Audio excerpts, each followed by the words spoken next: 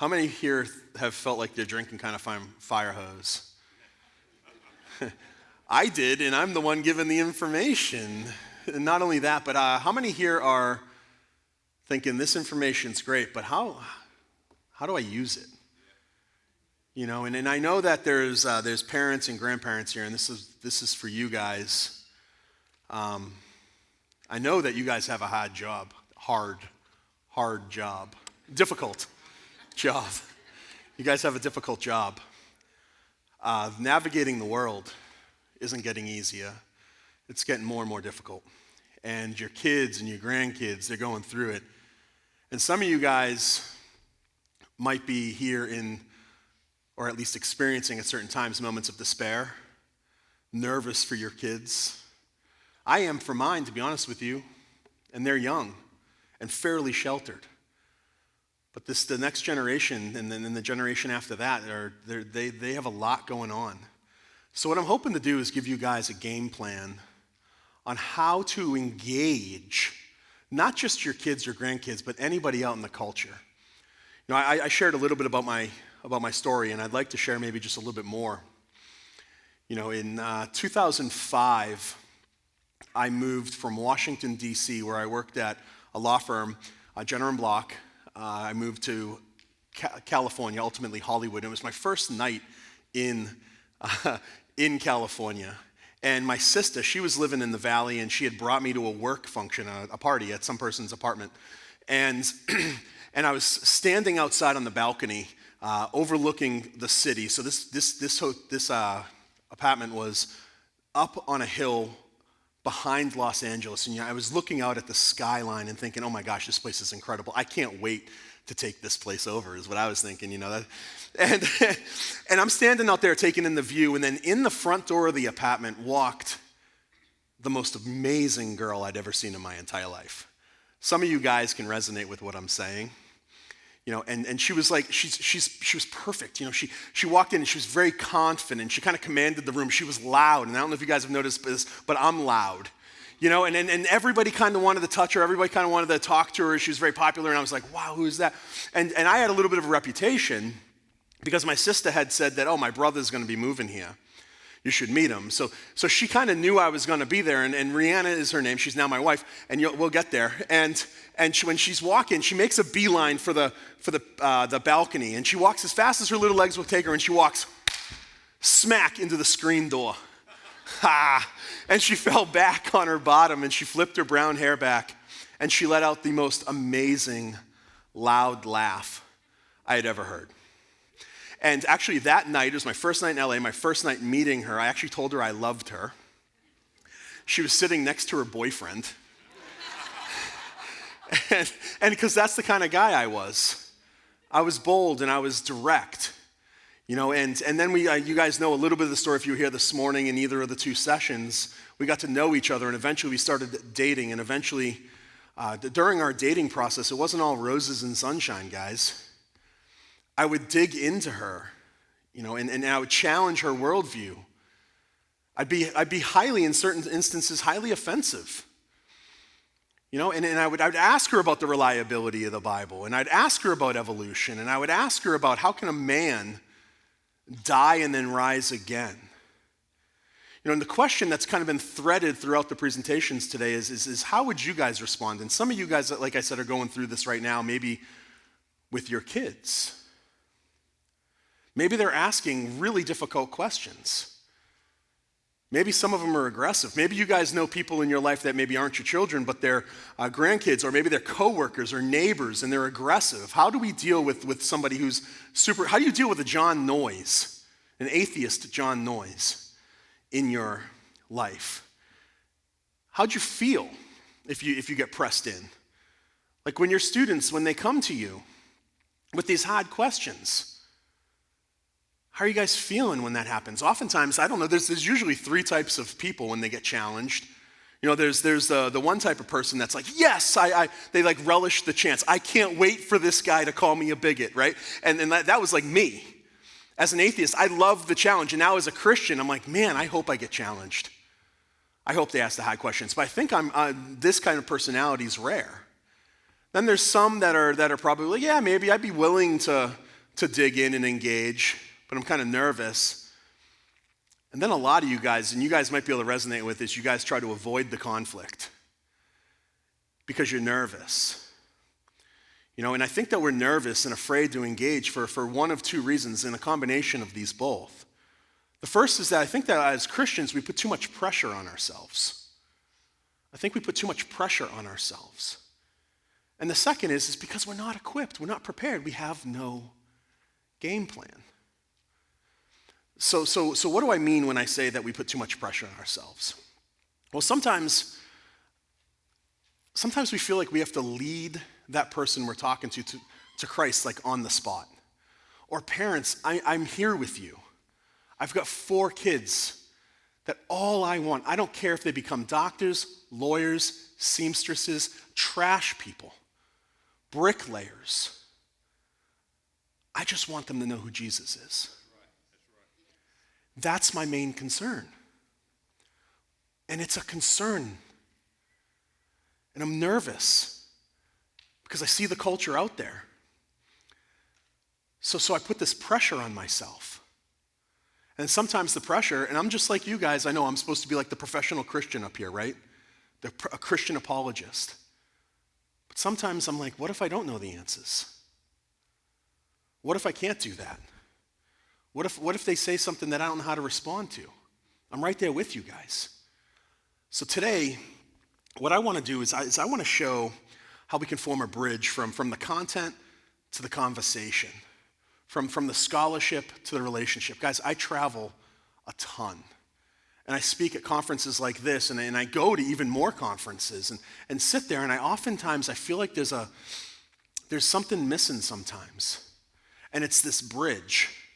We learn all this great stuff, and I know that Christianity is true. It's the right worldview. It accurately reflects the way the world really is. But how do I get this information that I have in here trickle down from mental assent to practical living? That's what we want to do.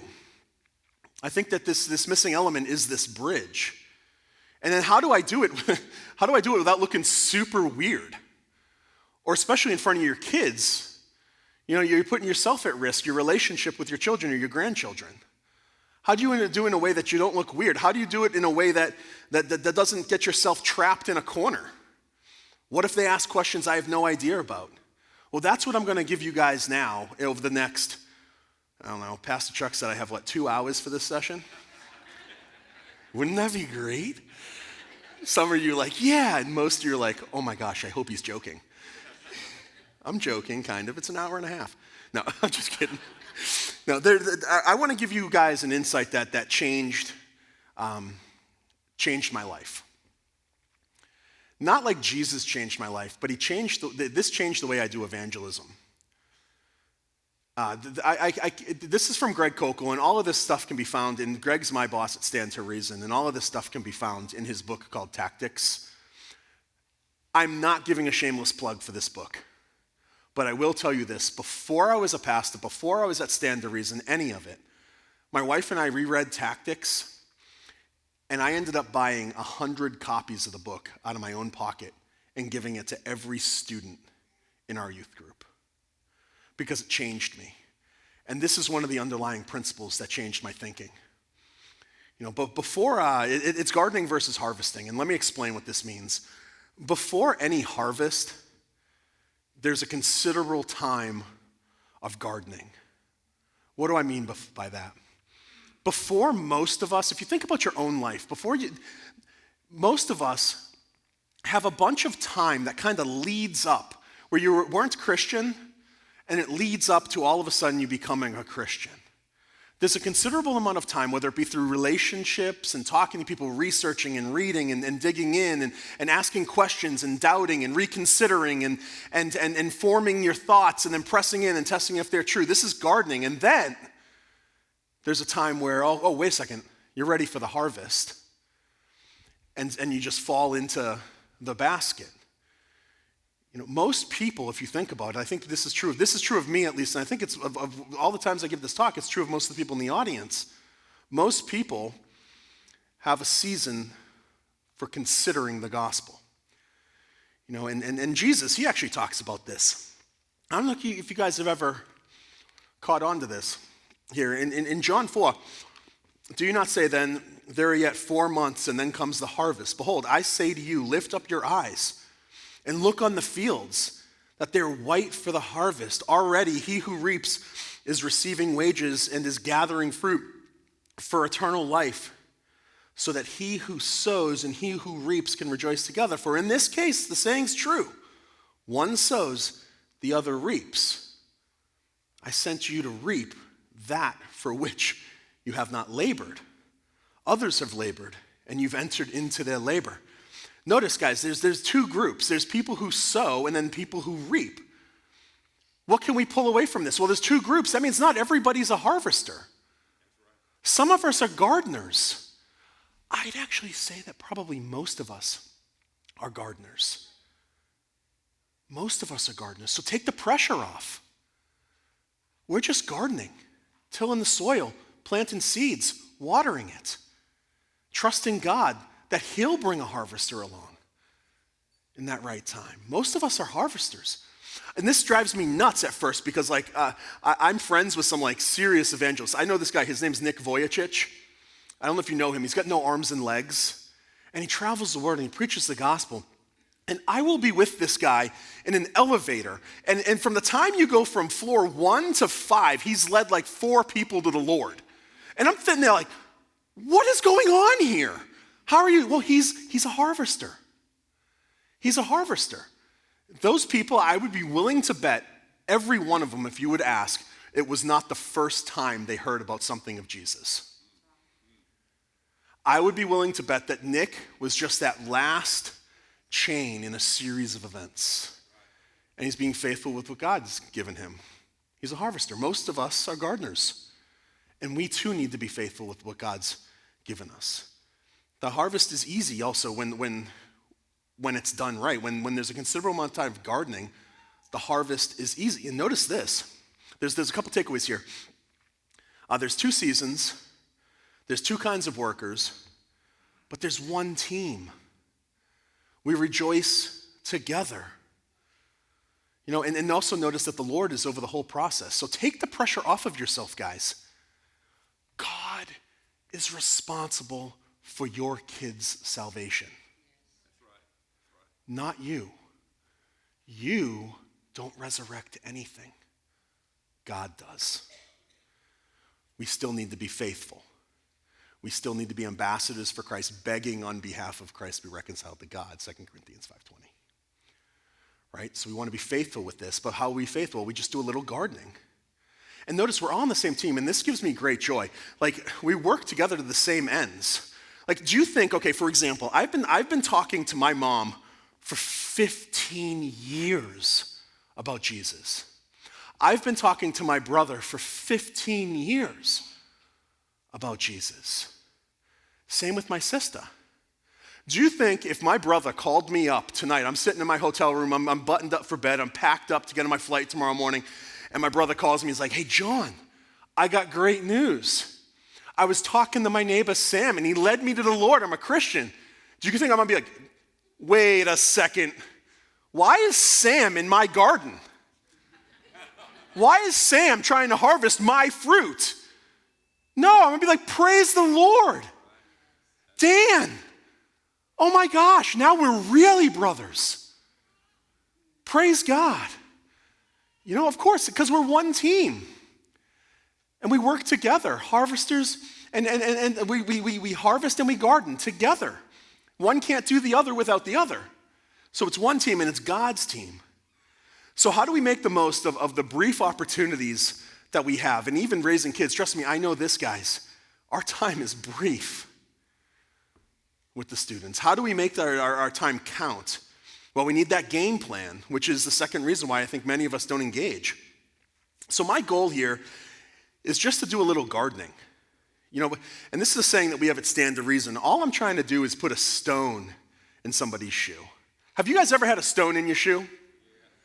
Like you get this teeniest little pebble and you feel it, right? It's super annoying. Is it killing you? No. But you're constantly aware of it because it's such an annoyance. So all I'm saying is I want you to be annoying for Jesus in a good way. I want you to be that person in somebody's life to give somebody, when they walk away from a conversation with you, that now they're chewing on something that maybe they haven't before. I want you to take the pressure off of yourself. And I want you to have this game plan so when somebody leaves, they're just thinking. The wheels are turning. I just want to do a little gardening. So over the next, 20 minutes or so, or 30 minutes, or however much time I have left, I want to give you that game plan. I want to give you the game plan that's going to allow you to converse with confidence in any situation, no matter how much you know or how little you know or how much the person that you're talking to, no matter how obnoxious. Like if you were meeting me, I was obnoxious. How obnoxious the person is. How can you converse with this person? And it's a game plan. And when we're going through it, guys, you're going to think, oh my gosh, this is so simple. It can't possibly work. It works. If you practice it and put it in play, I guarantee you it works. It's a game plan that's so simple to follow, yet it's tailor-made to every single individual. It's a game plan that actually Paul alluded to when he wrote this: conduct yourself with wisdom toward outsiders, making the most of the opportunity. Notice what Paul's saying here. He says, let your speech always be with grace. He's saying be nice, seasoned as it were with salt. He's saying be smart so that you will know how to respond to each person. He's saying be tactical, be prepared. Now, not all tactics are equal. Do you guys know the movie Nacho Libre? Oh, you will. Oh, you will. This is not a good tactic. Do we have sound? I can't spoil this. So not all tactics are equal, guys.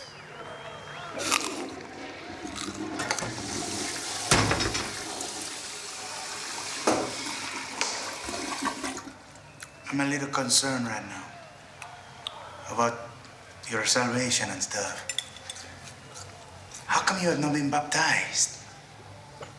Because I never got around to it, okay?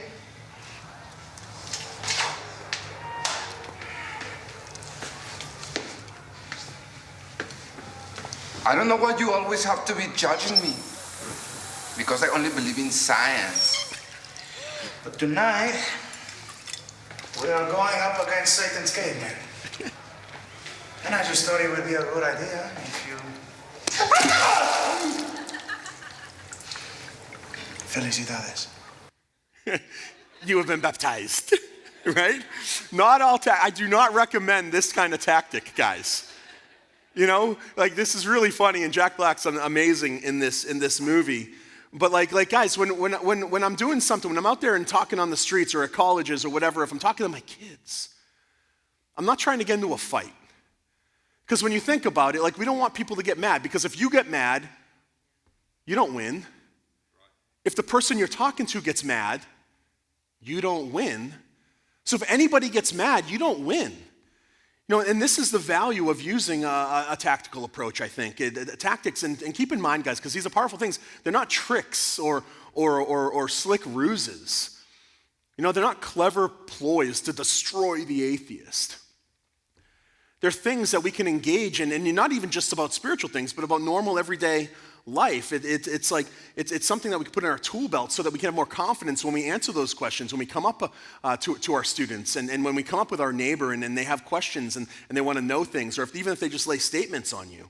You see, tactics, they're meant to manage a conversation, not manipulate it.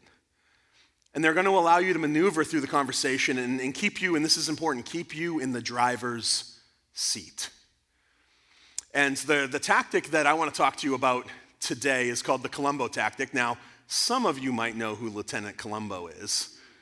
Fewer and fewer people are recognizing Columbo, right? But if you watch it, it's like a horrible, awful 80s sitcom. I mean, some of you are like, it's the best show ever. No, but Lieutenant Columbo, and he plays this detective, and he's kind of a buffoon, right? He's always running around, doesn't know what he's doing. He's in a trench coat that it looks like he slept in. He never has a pencil to write stuff down. And he's always asking questions. And this is a good habit. And I want us to get in the habit of asking questions. Why do we ask questions?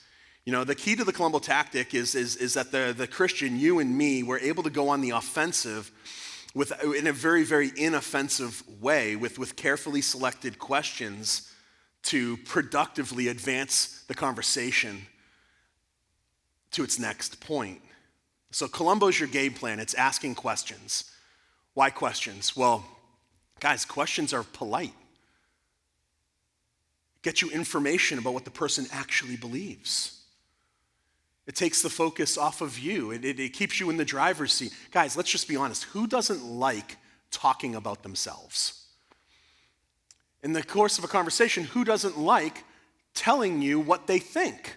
We all do. That's part of a conversation. That's part of being human, and there's nothing wrong with that. But the most important thing is that fourth on the list there. It keeps you in the driver's seat. Questions keep you in the driver's seat. They keep you in control of the conversation. I love Francis Schaeffer. Did you guys read Schaeffer? Is he a recommended resource here, I hope? Read everything Schaeffer writes. He's unbelievable. He's gone with the Lord now, 3 decades ago. I love this. If I have only an hour with someone, I'll spend the first 55 minutes asking questions and finding out what's troubling their hearts and mind. Then in the last 5 minutes, I'll share something of the truth. It's a conversation. Questions help us get insight into what the person is really struggling with. I said if you were in the main service today, you would have heard me say that oftentimes the intellectual doubts are just a mask for the real issues that are going on. And how do we get to those real issues if we don't ask questions? We got to ask questions. Schaeffer was a master at this. Not only Schaeffer, but even better. Guys, Jesus asked a ton of questions. 284 questions that are recorded over the 4 Gospels. So that's what we're going to do. We're going to use questions as our basis here for the Columbo tactic. And there's 3 uses for Columbo. We're only going to have time to get through the first 2, but I think that's going to be enough. And again, buy Greg's book on this handy-dandy card, which I'll explain later. It has a guide for you on here too. But I think it's enough to get you started. Are you guys ready, kind of? Long introduction, but here are the tactics. This is not rocket science, guys. Anybody can do it, I promise, if we put it in play. So the first application of Columbo is to simply gather information. And how do we gather information? Well, we ask questions.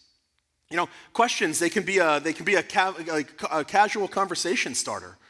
They can help you clarify a person's position on something. The questions, they tell you what a person actually thinks about. And this is our first question. What do you mean by that? Okay, so on the count of 3, I want everybody to say the first question. 1, 2, 3. What do you mean by that? Okay, we can do a little bit better. 1, 2, 3. You guys are amazing. What do you mean by that? That's the first question. It's going to tell you exactly what the person believes. Now, it can come in various different forms. You can say, hey, I'd like to know more about your thoughts on this, or explain what you mean by that, or what's it mean for you, or could you define that for me? But the key is what you're doing is when somebody says something, you're asking a clarifying question. You're trying to figure out what exactly are they saying. What exactly are they saying? And I'm going to do some examples here for you. All we're doing is gathering information at this point, guys. That's it. What do you mean by that? There is no God. What's a question that you could ask?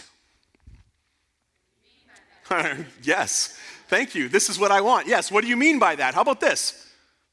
What do you mean by God? Do you think it would be important? Because oftentimes, if you would ask me, if I said, I don't believe in God when I was an atheist, if somebody asked me what I meant by that, I'd be like, yeah, I can't believe in this awful, immoral sky daddy just waiting for people to mess up so he can fire lightning at them. Well, I don't believe in that God either. Do you think that's important information to know? What that person means by God? Also, keep in mind, when you ask this question, you're giving the person an opportunity to explain what it actually is that they believe. So you're not miscategorizing this person's belief. You're not misrepresenting them. You're not erecting a straw man just to knock it down. What do you mean by that? What do you mean by God? I'm an atheist. What's a question that you could ask? You guys are so sharp. The front here is so sharp. I'm not sure. Are there speakers working in the back there? Yes, no. Yeah, what do you mean by it? Well, what kind of atheist are you? What do you mean by atheist? Because not all atheism's the same. In fact, I would be willing to bet that most of the atheists in your life, this is just anecdotal, this is my experience, don't actually know why they're atheists. Most of them probably really aren't atheists. But instead of going on the offensive and trying, atheism can't prove anything. Atheism, there's no explanatory power in it. Where'd all the stuff come from? Why is there existence of a moral law? And oh my goodness, the existence of the soul. Let me give you 10 arguments for the existence of God. And why you could, instead of doing that, why not just ask the atheist, well, what do you mean by atheist? Like, when you say that you're an atheist, what do you mean? How about this one? This is a great one. We talked a little bit about relativism this morning. Everything's relative. What's a question we could ask? What do you mean by that? Let's try to get a little more clever. What do you mean by that? Yeah, but what's another one? What do you mean by relative? Brilliant. How about this? What do you mean by everything? Is that statement relative? You see? This is easy. We can all do it, guys. This is, like I said, it's not rocket science. I have nothing profound to say.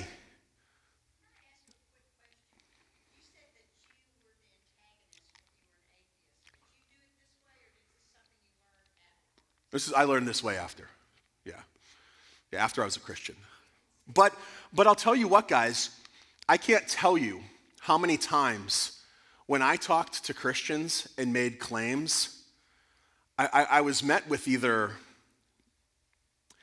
kind of anger, and I think the anger comes out of a posture of defensiveness, because the Christians that I talked to oftentimes couldn't defend against what I was saying.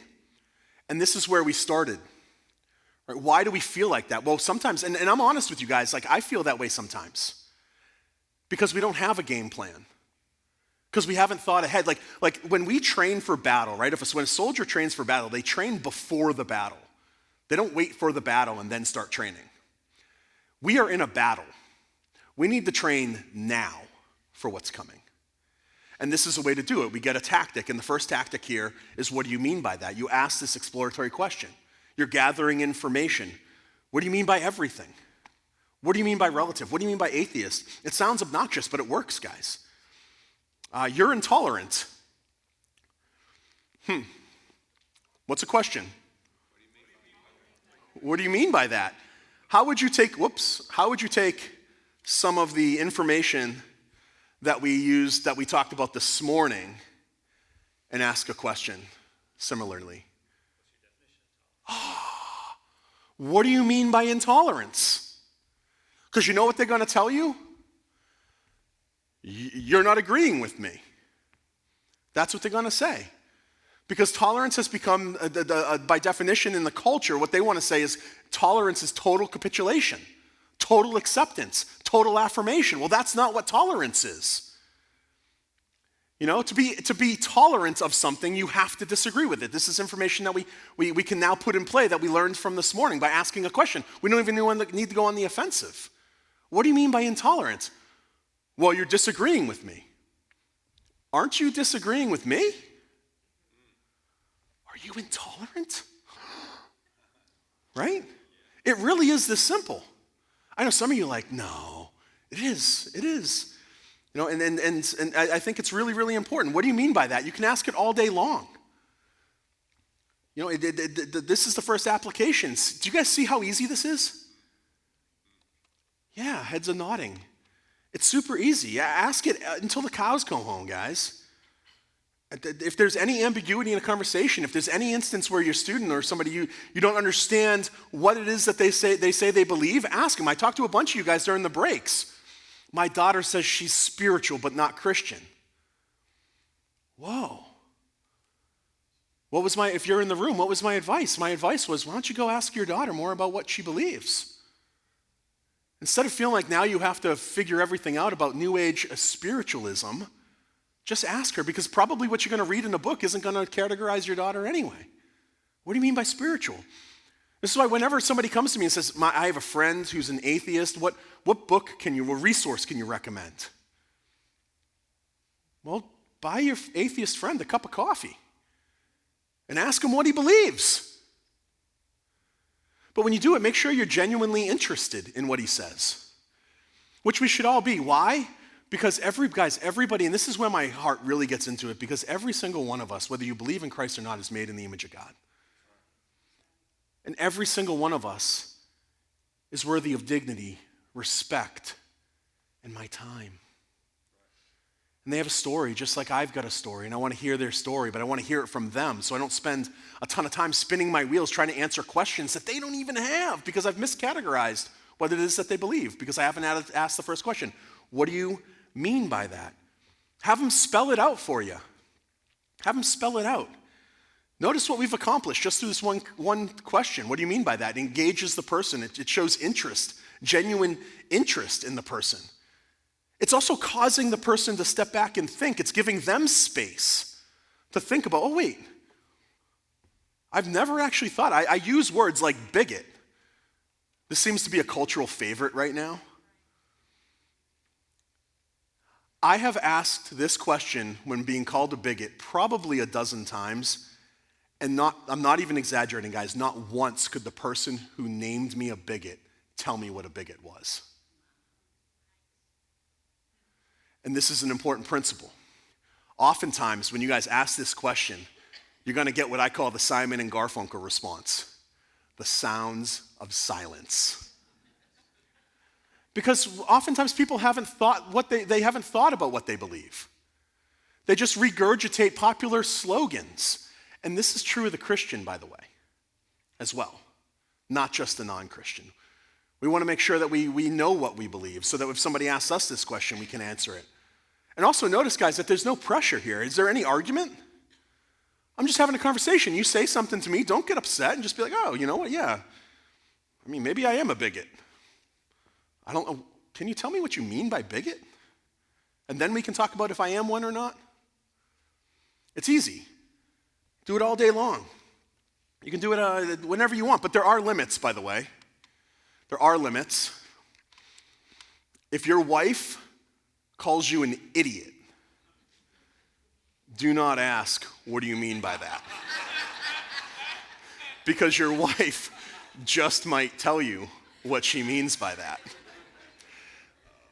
I've learned from experience, don't do it. There are limits, but most of the time we can sit there. Do you guys think you can do this? What do you mean by that? So what's the first question? Oh, you guys are brilliant. Absolutely brilliant. So now the second application, that's the first application, super simple. The second application of Columbo, it's meant to what's called reverse the burden of proof. Now this is key. You got to ask ourselves, I don't know if any of you go to like a classical school, or if your students are in classical conversations. Usually it's the homeschool crowd that's more on top of this stuff.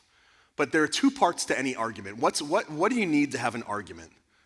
Well, first you need a claim. The second part is you need to have evidence. You have to have reasons to back the claim up. All right, so anybody can make a claim. Evolution is true. Okay, what do you mean by evolution? Oh, random time plus random mutation gets us where we are. You know, from like through the goo, through the zoo to you type stuff, right? Okay, cool. Now you got to give me evidence as to why I should believe what you believe. Now I have an accurate understanding. That wasn't an accurate representation. If there's any atheists here, I know it wasn't an accurate representation. But even after you sometimes you will talk to someone, you say, what do you mean by that? And they'll be able to give you the ins and the outs of what they mean. Oh, great. Okay, so now what do? Well, you ask the next question, because now you're going to ask for evidence. You're going to go from gathering information to now properly using burden of proof and ask them to back their claims up. And the burden of proof is basically just, it's the idea that you have the responsibility to prove your claims. You have to defend the things that you say. And it's not just the Christian that needs to do this. It's the non-Christians. And guys, this is the number one mistake I see Christians make in the course of evangelism and conversations, and it leads to the most frustration.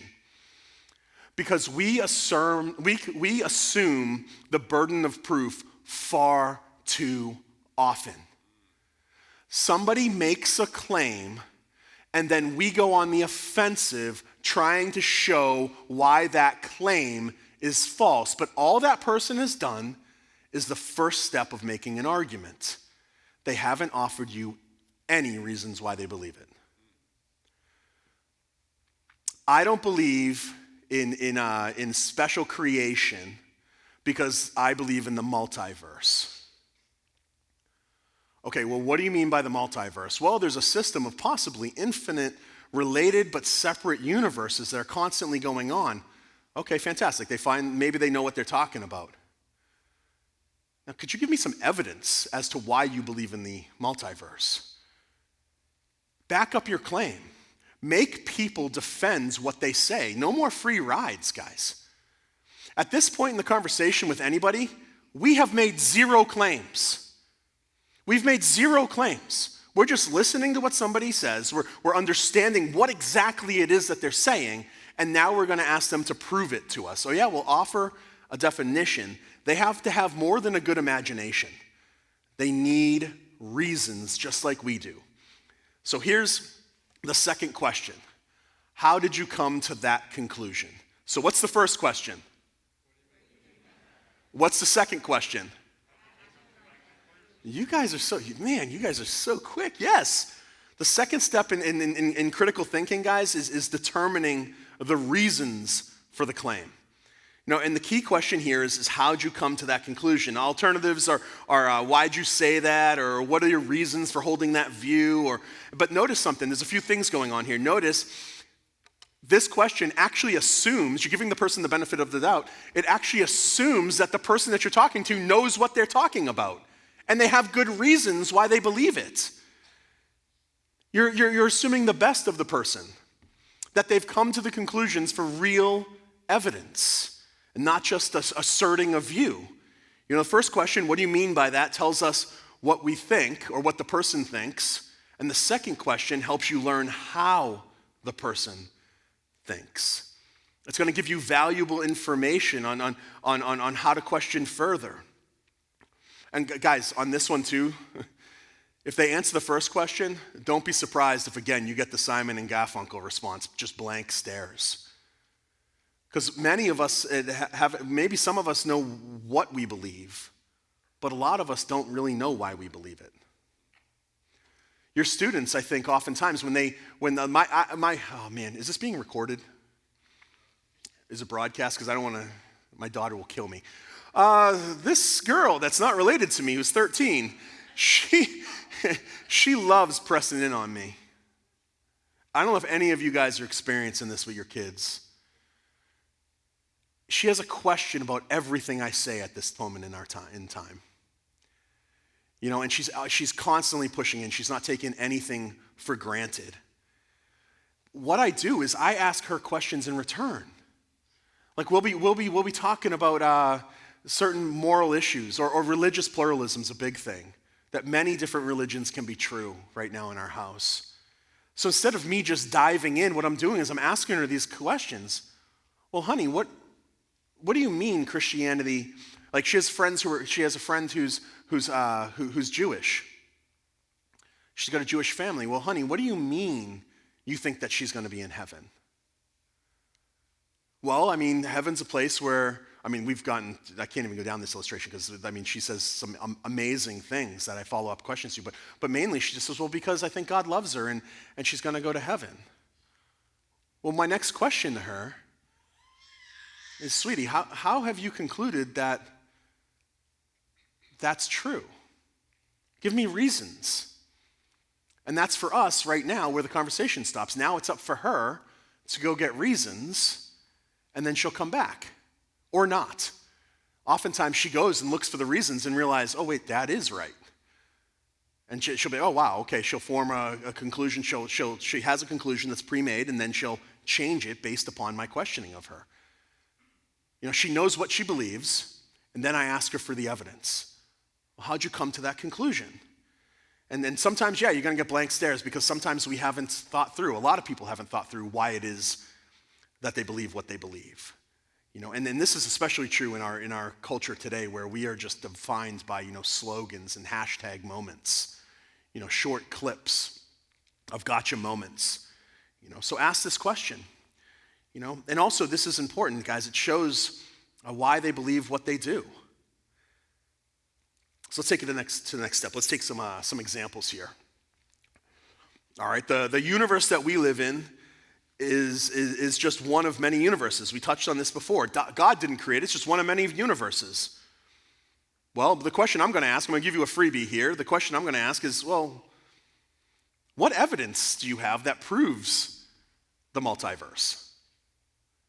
You see how easy that is?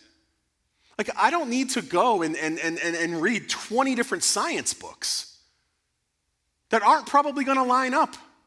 I'm just going to ask the guy I'm talking to, or the woman I'm talking to, or my kid. Well, how have you come to that conclusion?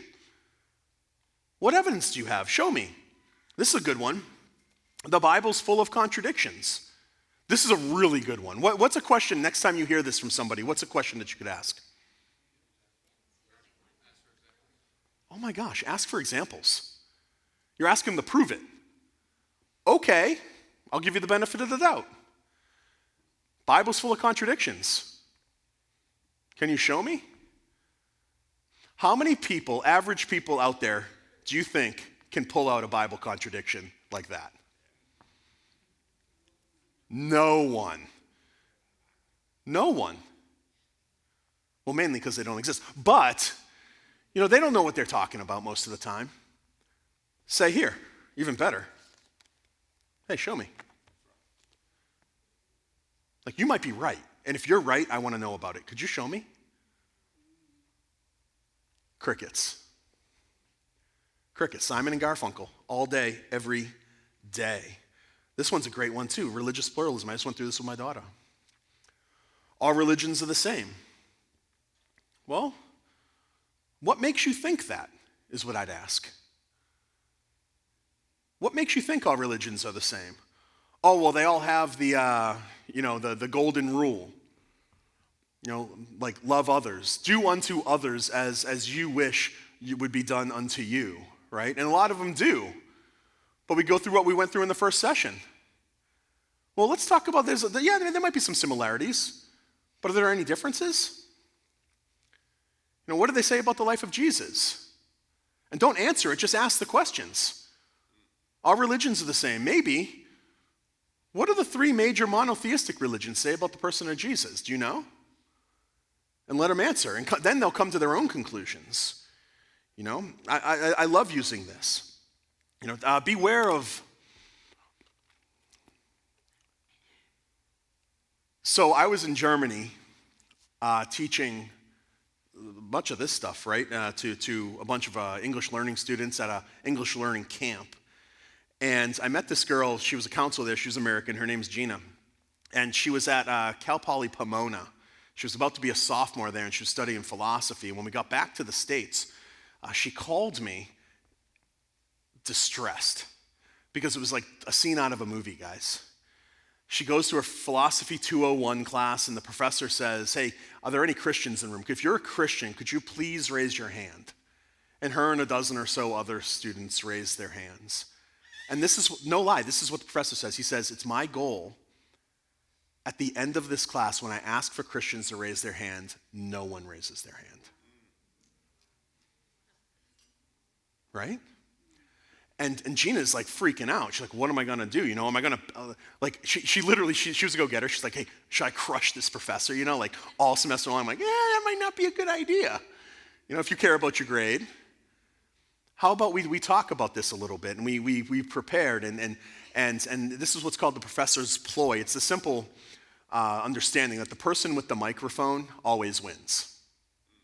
The person with the microphone always wins. The professor is always going to win in the conversation, but the way that you can navigate the conversation is by asking strategic questions, putting in play the things that we've been talking about.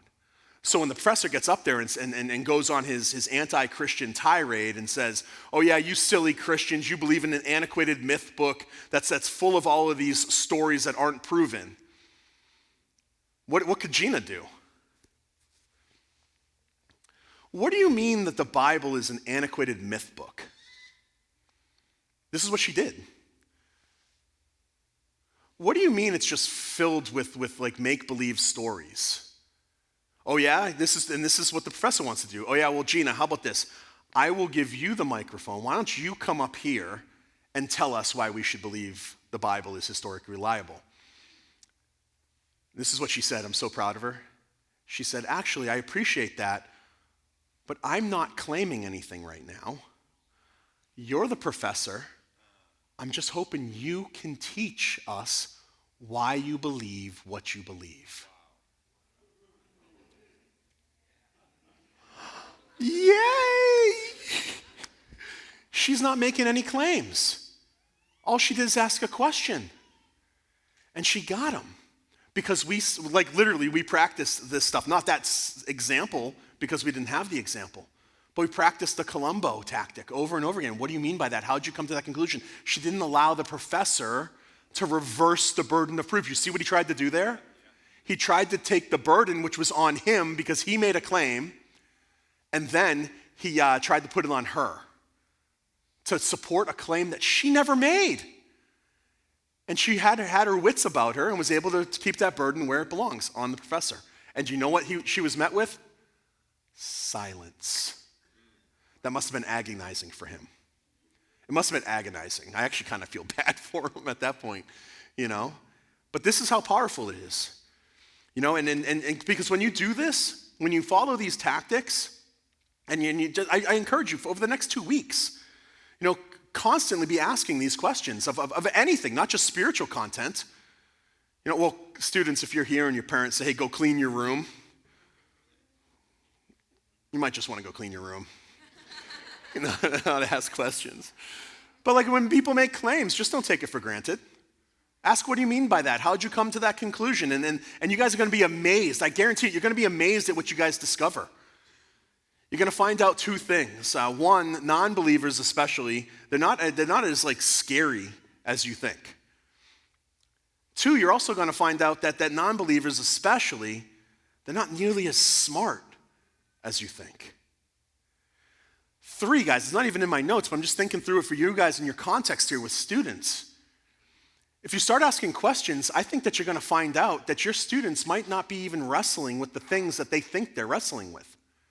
And then you're going to be able to engage in fruitful, deep conversations with your kids and grandkids about the things that really matter. And you're going to see your relationship bloom and blossom, and in the process, you're going to be discipling your young ones, which is an amazing privilege that we get to do this with each other. Now, what happens? I'm wrapping up. Am I wrapping up? He's like, you wrapped up like 10 minutes ago, homie. Okay, 3 more minutes, which means 8. What happens? Okay, so what happens? Okay, what happens if you're talking? What happens if you're talking to somebody and all of a sudden you realize you are in deep water? This happened to me, a real life example. So I'm in Boston with my sister, right? I'm in the hot seat. This is what happens when you get in the hot seat. It's about getting out of the hot seat. I'm in Boston in my sister's apartment, and her best friend Caitlin and her future husband, they don't know that yet, but their future husband, Colin, is sitting there, and I'm talking to him about the Kalam cosmological argument for the existence of God. It's a fancy way of saying, where did all the stuff come from? Right? What caused the beginning of the universe? And guys, I am crushing them on this because I know what I'm talking about, and I've been trained, and I'm like arguing for the existence of God. I'm feeling awesome, and my sister's getting spanked, and she goes like this. She goes, know what, John? This is really interesting. I was wondering, do you think I could call a friend and have him come over? I said, yeah, no friend of yours can stand up to me and my God, right? It's like an Elijah moment, right? I have it in my mind. Yeah, absolutely, call him. Well, Louis comes over. At the time, I didn't realize that Louis is a PhD candidate at MIT in molecular biology. Uh-oh. Uh-oh. And Louis opens a tirade on me. And I had absolutely no idea. I didn't even understand half the words he was using. I'm there, and he's crushing. I say, hey, well, how have you come to that conclusion? He's like, well... I'm like, oh, I'm so far out of my league. What do I do? And this is not difficult. This is so simple and it works. You go like this. Hey, Louie, you are obviously way smarter than me. He loved hearing that. I was wondering if you could slow down, let me get a piece of paper and a pen, take some notes, have some time to think about what you're saying, and get back to you. What do you think he said? Of course, I'm going to beat you up now, and I can't wait to beat you up later. And I'm like, well, fine, beat me up. Just do it slow and methodically so I can take some notes. And he was totally willing. And to this day, Louis is a friend of mine. He's not a Christian by any stretch of the imagination, but anytime I have a question about some new science stuff that's coming out having to do with biology, do you think I go read 10 textbooks?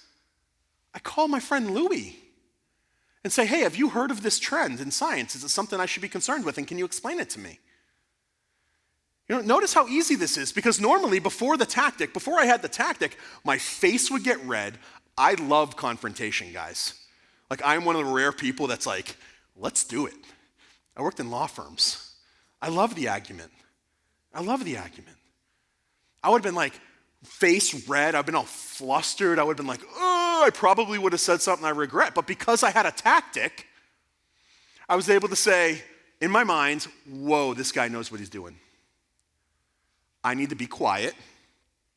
I need to stay in control of the conversation and just ask another question. It's that easy. Can I have some time to think about that? And make sure if you add the phrase and get back to you, make sure you actually do it. And this is the best part, guys. This is the best part, because look what's happened. Is not only do I have a relationship with somebody that I've come to love, but I have files on my computer of things that he's told me and taught me. So now I don't even need to dig into the textbooks. I have a Louis file. A Louis file. It's simple. And then just have people slow down and teach you what they know. And when you do that, like you think about it, guys. You learn too. That's another outcome. You're staying in control of the conversation, but you're also learning.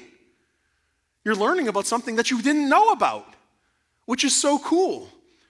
So now, hopefully, in the next time, you'll be ready for the tactics here. And let me sum things up here, guys. What's the first question? What's the second question? How'd you come to that conclusion? Absolutely.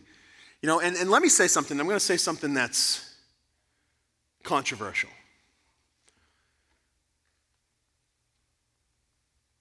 Don't feel the need, especially with your children and your grandchildren, to get to the gospel every single time. I was on a plane. This was recent, too, and I should have known better. I was on a plane. I had just gotten this computer, actually, that I'm using, and I love this computer. It's so cool. And I was super stoked about it. And I had just come from an event much similar to this. My main topic that I've been speaking on around the world now is on suicide, has been the number one requested talk. Super hard, but really rewarding. And I just had a fantastic meeting in Omaha, Nebraska.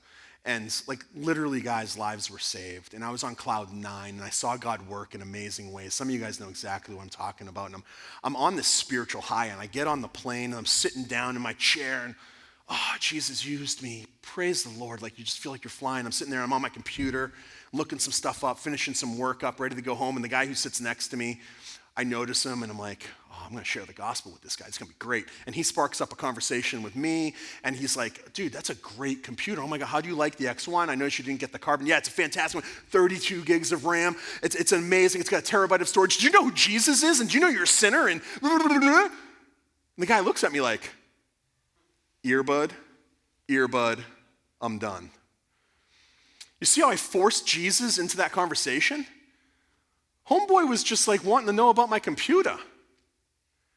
And I felt the need to just rush into a spiritual conversation with him instead of just listening to him and having a normal conversation. I felt the need. Guys, don't feel the need to press issues when they're not there. Take that weight off of yourself. And just do a little gardening. It's okay just to be a gardener. It's an important principle, and nobody gets, no fruit gets ripe without any gardening. So ask those two questions. Your first question, what do you mean by that? Second question, how have you come to that conclusion? And with that, guys, just those two questions and the added hot seat, I think if you guys employed that in daily conversation, you'd get a long way.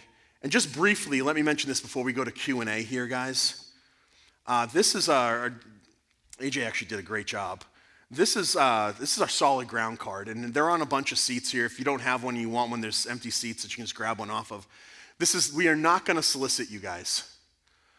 Our job is to get you guys the information and training that you need at Stand to Reason. I'm actually here partnering with Summit, too. Summit Ministries is a great organization that you guys should look into. And if you fill this out, what we're going to do is we're going to send you a quarterly news article where Greg Kokel, my boss and mentor, he hits up a popular topic. And he thoroughly deals with it. I think he says it's like 3,000 words or so it's lengthy, it's in-depth. And you'll get that either mailed to you or emailed. Just give us your email if you would just want the email. Give us your address if you want it mailed to you. And then on the other side, you'll notice it's perforated, and you tear it. You give us this side with your information. On this is a handy-dandy reference card with none other than the Columbo tactic on it. The things that we went over, it actually adds the other steps as well. But so you guys can keep this in your Bible or whatnot and have a reference for you. And I would love to get these ones back from you guys if you're here.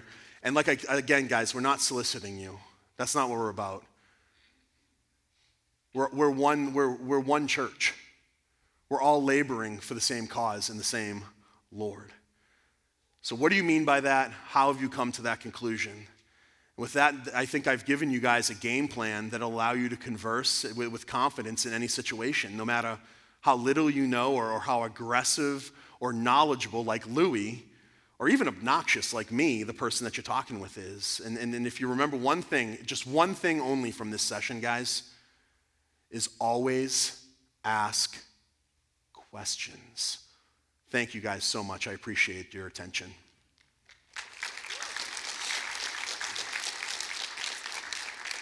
And I would love question and answers. I would literally stay here all night with you guys. And so I want to let you guys know something at the front. Like I'm here for you. You're the reason why I came. So if we don't have time in this room to do Q&A, because I don't know about the pastors, but they might actually want to see their families today, maybe. But I would be happy to stand outside in the 9 million degrees. It is so hot out there, people.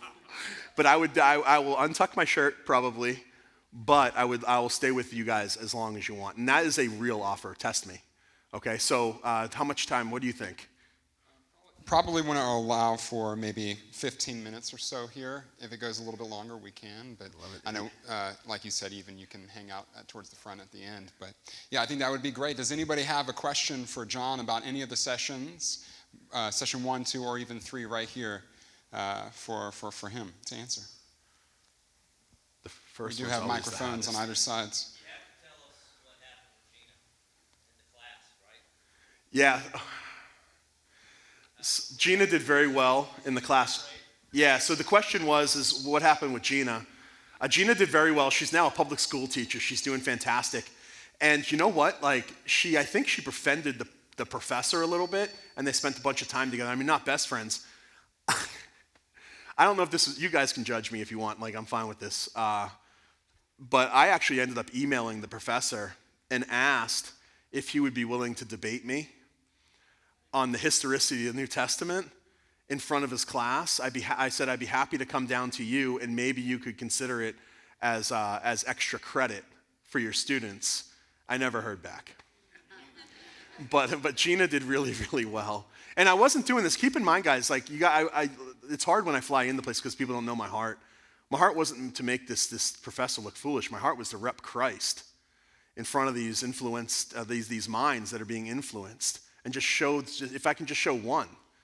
And not only that, but I mean, how many kids, the students who raise their hand, they're not going to raise their hand, not because they're convinced, but just because they're scared. And that's bullying. And I don't like bullying.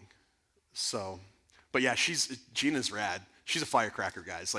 That's not everybody, and I understand that. But notice she had confidence because she was equipped and prepared.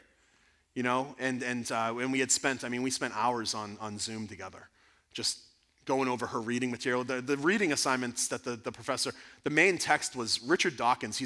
Anybody know who Richard Dawkins is? He's like a new atheist guy. He's a biologist. He's really smart. He's really smart and really dumb about certain things. And philosophically, he's not sophisticated. And the main text assigned by that professor was Richard Dawkins' Virus of the Mind. And basically, he argues that religion is a virus that we think on. And it was just not a good text. There's way better atheists to be reading, so I was a little disappointed. But we went through the text together. It was really great. It was a really good time. That was, probably 7 years ago now. I'm old. That's the first question. What's the second? Just Thank you raise your guys hand for running the mics.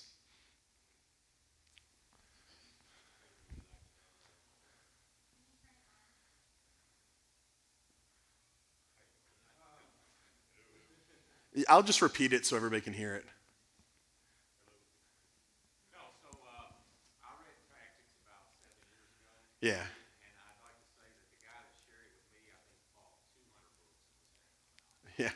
Very enthusiastic also. But what I would like to say is, you didn't get there, but you referenced it. You said something about buying a cup of coffee.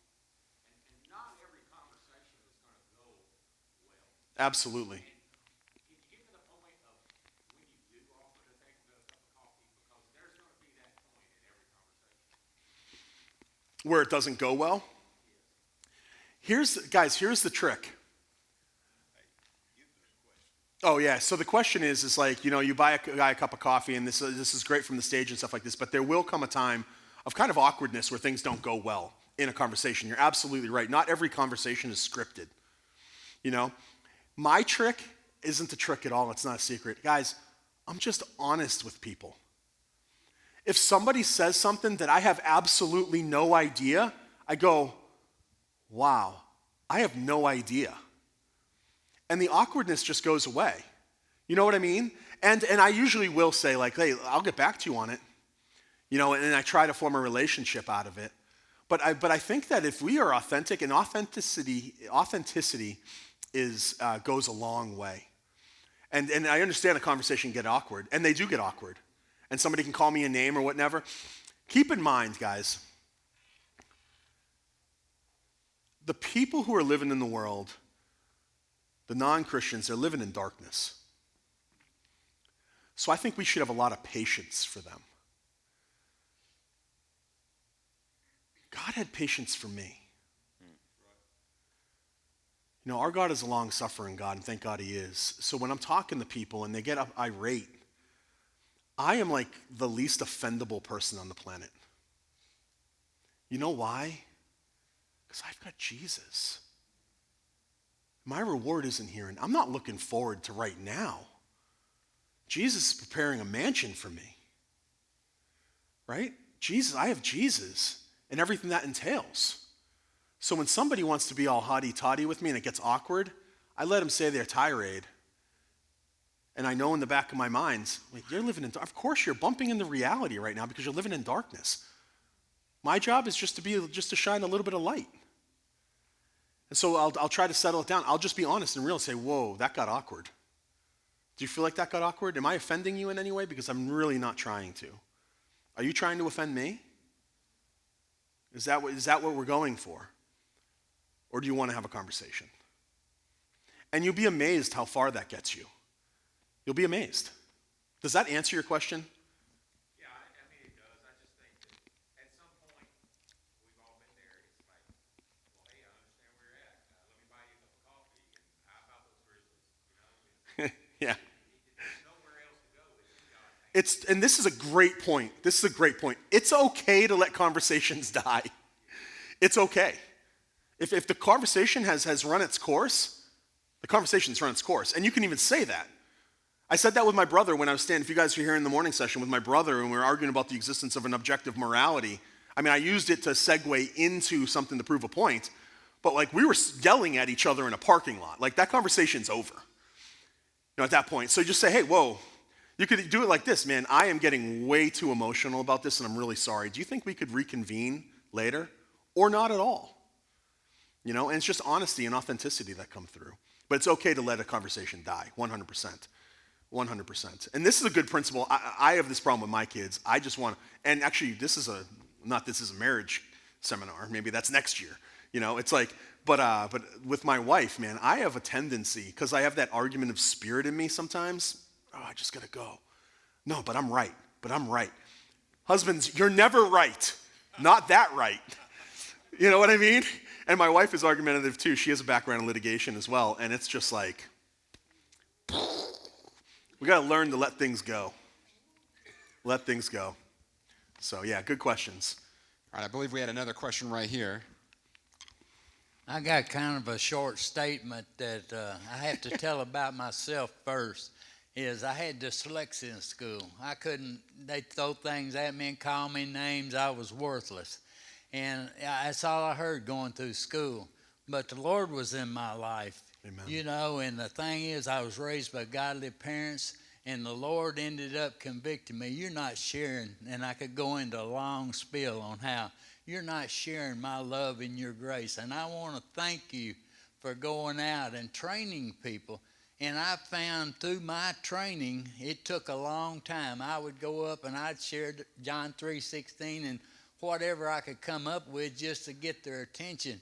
And now the Lord has allowed me, I hand out scriptures at the University of Memphis. I say, hey, you in a hurry? And they come back to me and say, why? I'd like to ask you a couple of questions if you don't mind. And I give the opportunity to share with them. And things that's gone on in my life, and I want to be a Barnabas. I want to be an encourager to people, because the reason we don't share our faith is fear. If a guy like me has to put up with that in high school, I'm not the sharpest guy on the block, But the Lord will use us. All he's looking for is a willing vessel. I want to be an encourager. I want to tell people you can do it. You may not get a salvation every time you go out, but the Lord's going to bring people to you. Give you one quick example. I don't want to take a lot of your time. I was praying, Lord, bring somebody to me. Bring somebody to me. I was bush hogging part of my property, and I was on the way home in my tractor. And all of a sudden, this guy pulls over in front of me, and he's like this before I get to him. And I pull over and turn my tractor off. He says, were you fixing to cut this? I says, no, I'm on my way home, and told him what I did. And I said, make a long story short, I says, do you have a church you attend? He said, no. He said, I don't go to church. I says, oh, man, I said, I'm on my tractor. I don't have my Bible. I would love to give you a Bible. I give him my phone number and told him to call me and, where I lived and everything and come. But the Lord will give you all the opportunities you want. And I tell this group here, they don't know me from Adam. But if they want, I love to tell people about Jesus. I love that. And if we go out on the street, I'll go with anybody that wants to go that don't have confidence in themselves. I'm not the best to share like you can. You seem to be doing just fine. Well, the Lord has blessed me. I tell you, when you love somebody, amen, brother, you're going to share it. There you go. I mean, if I was going to be a millionaire, I'd be telling everybody, this is the way I got it. You want to do it? Yeah. But what is so much more that Jesus Christ did for us on the cross? I love your heart. Amen. I love your heart. Yeah. And that's such an amazing heart to want to share, and what God has done in us. But it made me actually think of a question for you, though, John. Some of these questions and people sharing so far has been about, just like the random person or the person in the classroom. You know? But I just wanted to ask you, because you mentioned your daughter, you brought her up, and you don't have to show her this video, don't worry. But, just like, how did you approach utilizing the Columbo with your daughter, who's asking a question that, if we could be honest as parents in the room, if they started saying something like that, maybe we'd be like, oh no, so how did you handle that? So guys, I have the same angst that you guys have. Just because I go and speak on this stuff doesn't mean I'm not a dad. I have the same angst. So when my daughter, when she's leaning into important things, more than that, I have the knowledge and I've read the books. I just want to dive in and say the answers. But I'm having to be very intentional not to do that. I'm having to be very intentional to slow the conversation down and ask. I literally ask these questions. I literally say, hey, well, what do you mean when you say this? And I give my daughters, I give them space to answer. Don't let the silence, don't let it make you, don't make it force you into saying something.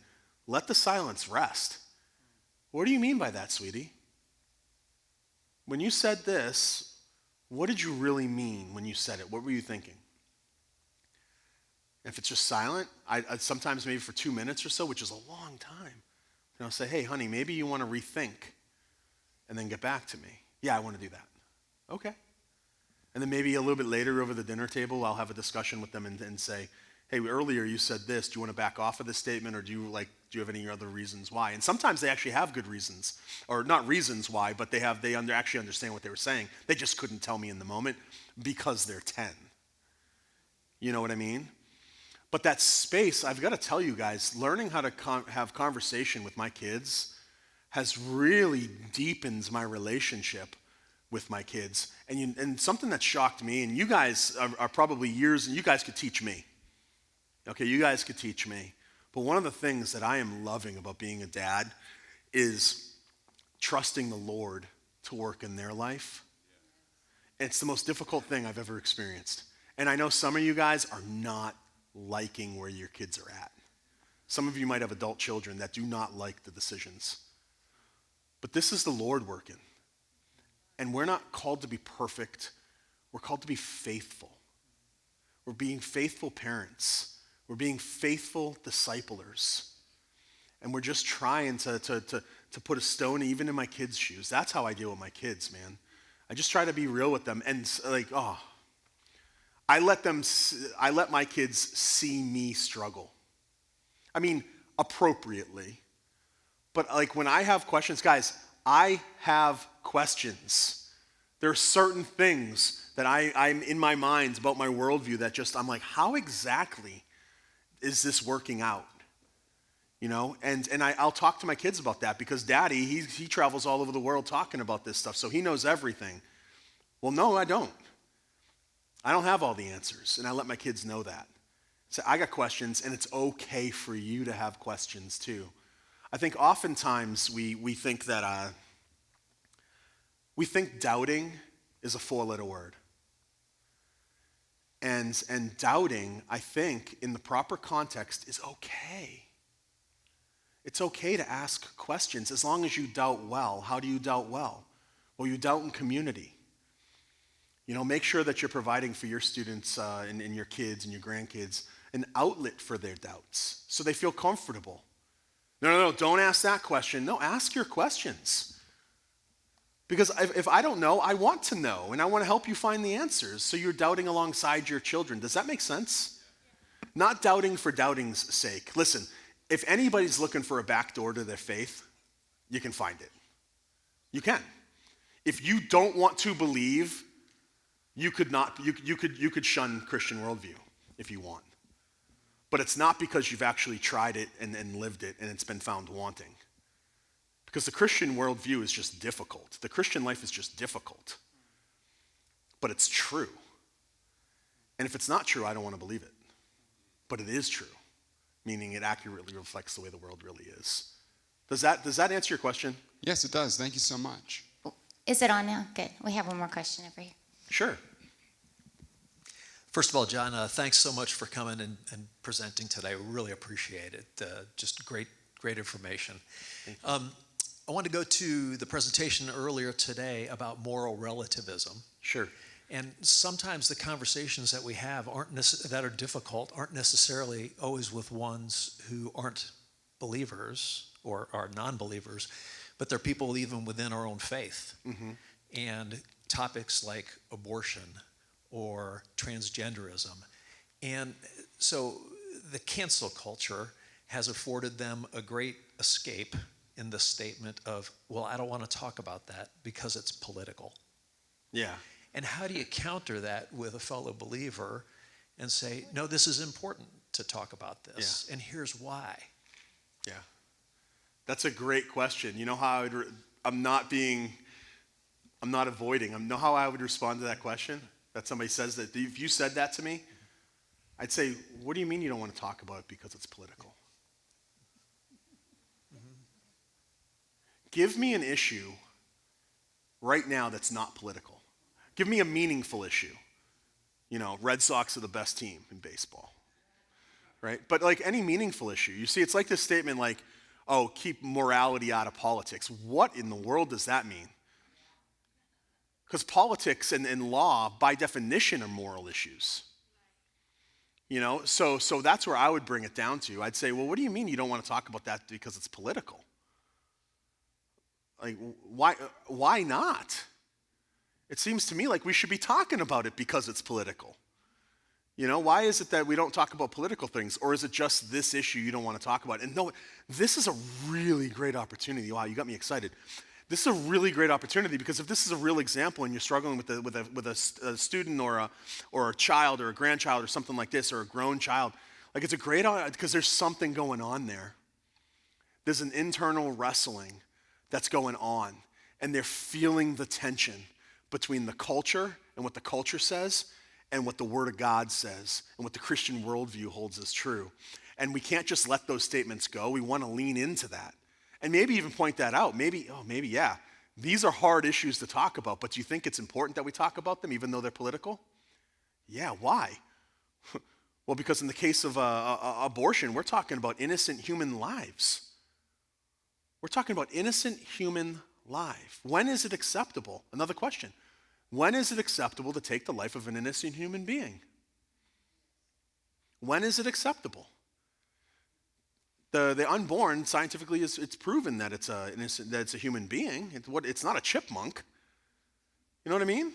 It's a human being. So when is it okay? Is it okay when? A 5-year-old kid? Can I take a 5-year-old's life? No. Anyways, you can walk them down that. You know, you could ask questions and just keep leaning into them through questions. Does that answer your question? There's something like, if this is real, there's something really cool going on. And they're feeling it. Like, cool for me is different because my kid's a 13 and her issues are like this compared to that. You know, but it's like, I love being a dad, and I love, so far, I've really enjoyed leaning into these issues because I trust the Lord. Because I trust the Lord, not in some weird, super spiritual sense. I just know God's sovereign. And if he can get me, I mean, my kids, man, they're easy. My kids are easy. You know, so yeah, that's really cool. Yeah, sorry. Well, thank you very much, John. Would y'all give it up for John one more time? Thank you, guys. Thank you.